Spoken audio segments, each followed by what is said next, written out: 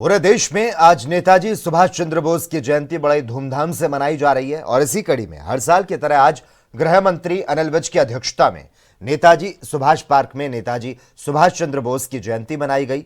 गृह मंत्री अनिल विज ने नेताजी को पुष्प अर्पित किए और इस मौके पर भारी संख्या में भारतीय जनता पार्टी कार्यकर्ता मौजूद रहे। कल अयोध्या में श्री राम मंदिर में प्राण प्रतिष्ठा हुई। इसको लेकर गृह मंत्री अनिल विज ने प्रतिक्रिया दी कि 500 साल पहले बाबर ने राम जन्मभूमि को तोड़कर जो हमारा अपमान किया था, कल हमने उसका बदला ले लिया। वहीं विपक्ष भी कल राम के रंग में रंगे नजर आए। इस पर भी गृह मंत्री अनिल विज ने प्रतिक्रिया देते हुए कहा कि अब चाहे वो सुबह शाम राम की पूजा करें, लेकिन स्वागत समारोह को ठुकरा कर उन्होंने अपनी औकात दिखा दी। हमने यहाँ अम्बाला का सबसे खूबसूरत पार्क बनाया था और इसका नामांकन करने पर काफ़ी चर्चा हुई थी।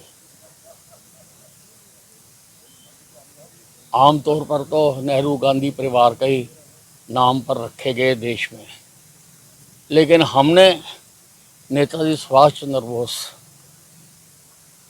के नाम पर रखा और नेताजी का यहाँ स्टैचू लगाया गया है। हर साल हम उनका जन्मदिन मनाते हैं, यहाँ सारे कार्यकर्ता इकट्ठे होकर जन्मदिन मनाते हैं और आज भी मनाया।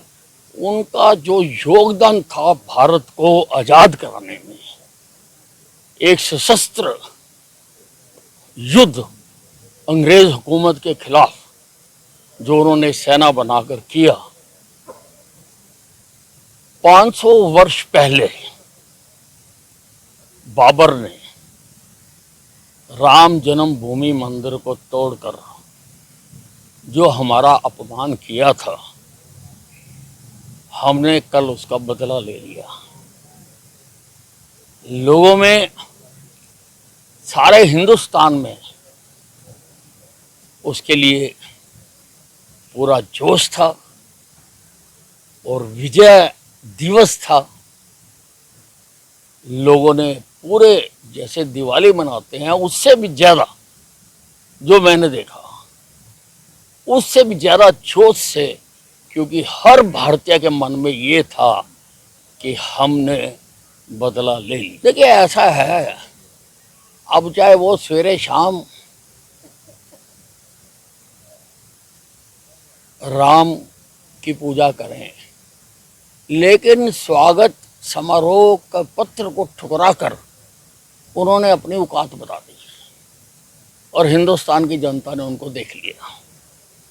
अब तो सिर्फ वो डैमेज कंट्रोल कर रहे हैं कि किसी प्रकार से ये जो हम कर बैठे और कर वही बैठे जो उनकी भावना थी। अगर उनकी भावना ठीक होती तो ये जो काम कल हुआ है, ये आज़ादी प्राप्त होने के तुरंत बाद हो जाना चाहिए था।